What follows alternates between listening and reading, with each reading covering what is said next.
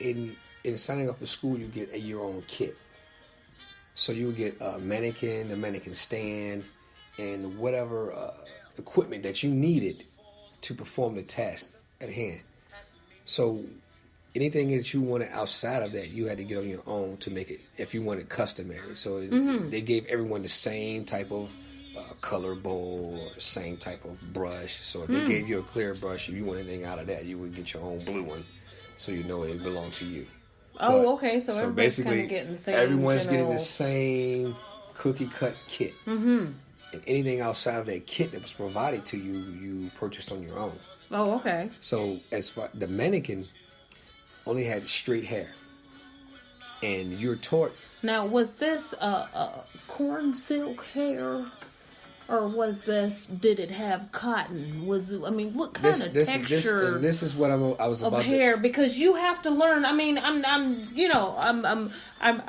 kidding, in the back of my mind, but then I'm like, serious, because we all have different textures of hair, because you did have to learn different textures, correct? Correct. Now, in school, you're taught terminology that you shouldn't use that would offend people. Like when you're working in the shop, you shouldn't be saying, "Oh, I don't do black hair," or "I don't do white hair." Mm-hmm. It's either straight hair, wavy hair, curly hair, or kinky hair. Okay. You have to keep it professional at all speeds. Okay. You shouldn't deviate from that, saying, "Oh, I don't do that kind of hair." Okay. Oh, I don't do that kind of hair. You use the actual. Because as a true barber or cosmetologist, that is correct. Is to to kind of get the whole realm of what it is to be both. You can't just be barber and because you go to school and they kind of teach you both. Right. You don't just learn one without learning the other. Right. Okay. And you do learn that the different types of hair cut fall differently.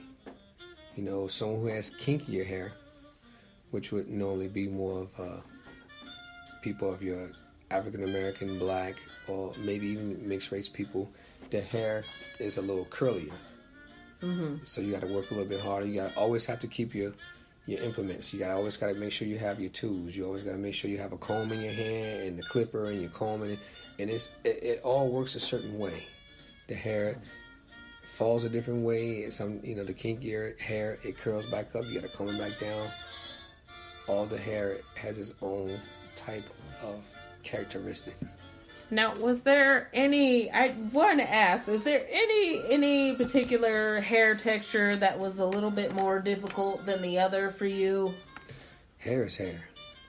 It's just how you work with it. A lot of times, when you want to create a masterpiece, is it always so great to have the easiest way to do it?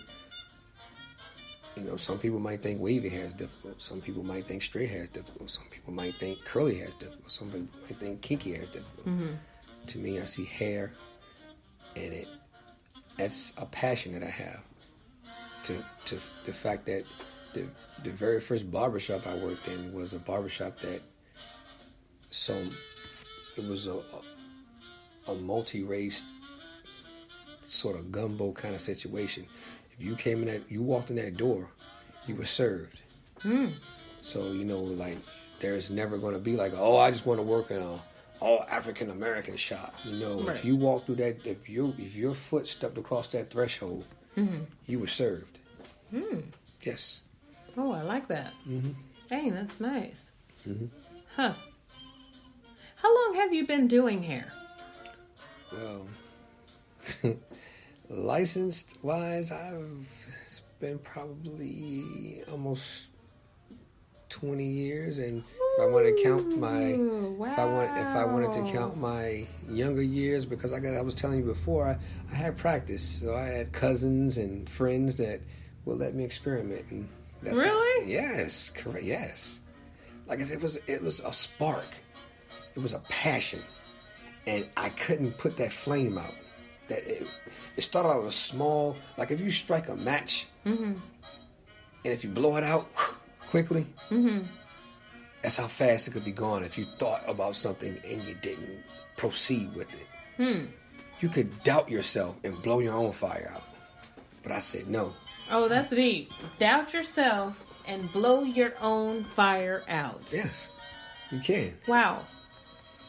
So you strike that match. I think that's good philosophy to use in life, don't you think? Yes. Because people doubt themselves all the time. And Correct. that's, with any career, Right. is that there's always doubt that you can't succeed. Correct. So I think that philosophy is really a good philosophy to use towards life. Yes. I struck that fire, that match. That match ignited something in me, and it just burned. And I was like, I want to do this because I know I am not the only kid that sits in a barbershop. I don't know where I'm placed. Because, if your friends are coming in, you might say, little man, you're after this guy. Right. I'm like, man, this guy just walked in here. You just going to throw him in a chair? But you're a little kid. What are you going to do? And I told you the time frame, what day and age it was. So it's like, you're not going to run up anybody crazy. Right. I like to go home. So I just would sit there. And then, like I said, it went from there where that fire continued to ignite. And then I was like, okay, I'm going to try things on my cousins and then friends in the neighborhood. Then I got to a point where everyone was like, if you want to get your hair trimmed or cut, go see Tank. Tank would take care of you. It's always funny, I think, about... Now, did you start charging? Were you charging your family? No. And relatives? No. Oh, okay. No, because so were you charging friends? Like, did you make... now, I know I've interviewed, people previously who said they were, kind of making money. They knew that they wanted to, go into business and selling, this, that, is by, selling candy bars and, doing different things in school. Now, did you know, at a school age and then, cutting hair or have that drive for business, in school, charging? No. And no. Did you? No? I knew that the only way for me to be great at this is I had to practice. If you don't practice, you won't succeed at what you want to do. And like I said, I already had the will to do it. I had the passion that I wanted to do it. All I needed was the canvas to paint this picture on. I like that. The canvas. And you had plenty of canvases. Yes. Because, people needed haircuts in the neighborhood. The less fortunate people definitely wanted free haircuts. And the fact that you... wanted free haircuts. And you were giving them to them. That's right. Okay. So at what point did you start charging?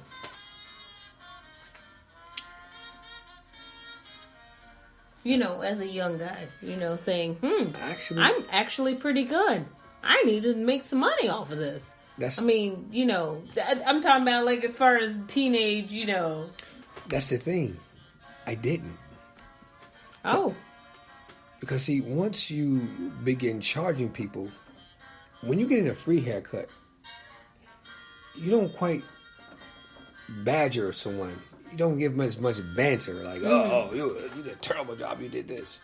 But the moment you start charging someone who was getting a free haircut, now the dynamics have changed. Oh.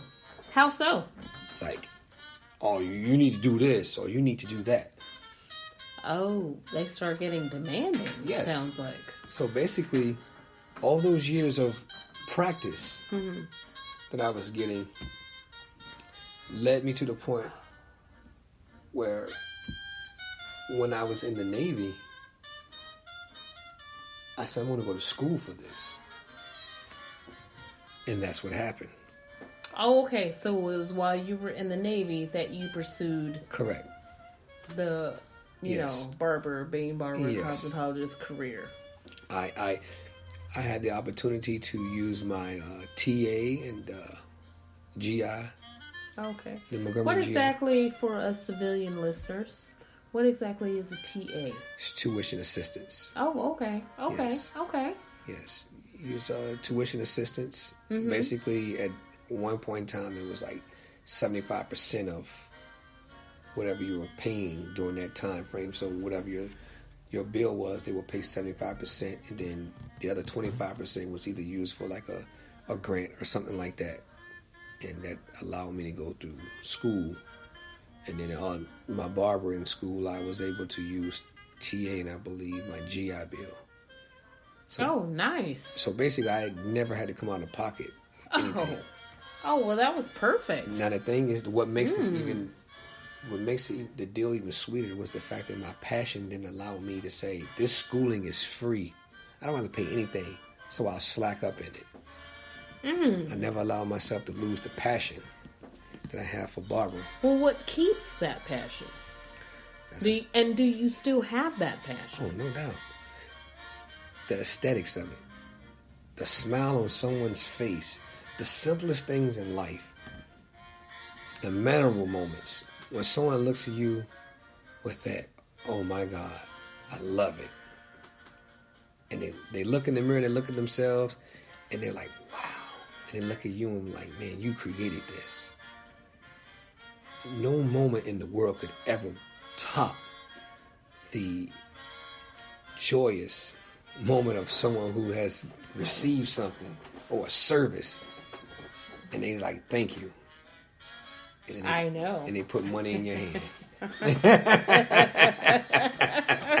So it's not like you put you didn't. I know, and you are very talented. you didn't have to pull in any kind of aggressive act to get the money. Mm-hmm. You provided a service that they really appreciated. And and you were paid for it. Definitely. And, nothing can beat that. That joy of knowing I don't have to look like I looked prior to coming here. Mm-hmm. I'm clean now. I can step out here and go about my day, not feel down, not have people look at me like, man, you need a haircut. Mm-hmm. The aesthetics, that's all it is. Simple time that you give someone to cut their hair. I love it.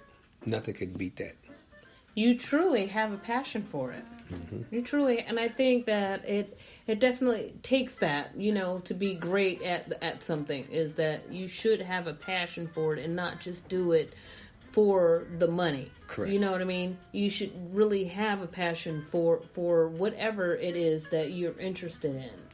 And you do now. Do you do what types of hairstyles do you do? No. Your Caesars, Mohawks, at taper fro. Do designs if people would like them. All kinds of things. Mm-hmm. And gender plays. Like, it doesn't downplay anything in my barbering. If a female came to me and said, hey, I would like to cut all the hair off my head, and before I do anything with my client, I make sure we're both on the same page. Do you understand that you're about to cut all the hair off your head? And are you at all, like, bothered? Well, Ron, that sounds familiar. Cutting all the hair off. Are you at any point I know that bothered? that was a hairstyle of mine. Yes, that yes. you perform. Yes. Do you have, like, is there any way that you would change your mind right before doing this? Because we don't have to do this. Is that standard procedure? A good barber will do that. Okay. A good barber will always have a conversation with you before doing anything. Mm-hmm. And if you suggest something, and it's not to say that who am I to change your mind, I always want to be that voice to say, if there's any doubt, tell me about it, and then we could discuss it beforehand. And if I can give you that's true. That truly is therapy. if I can give you some clarity on this situation, I will do it. Okay, so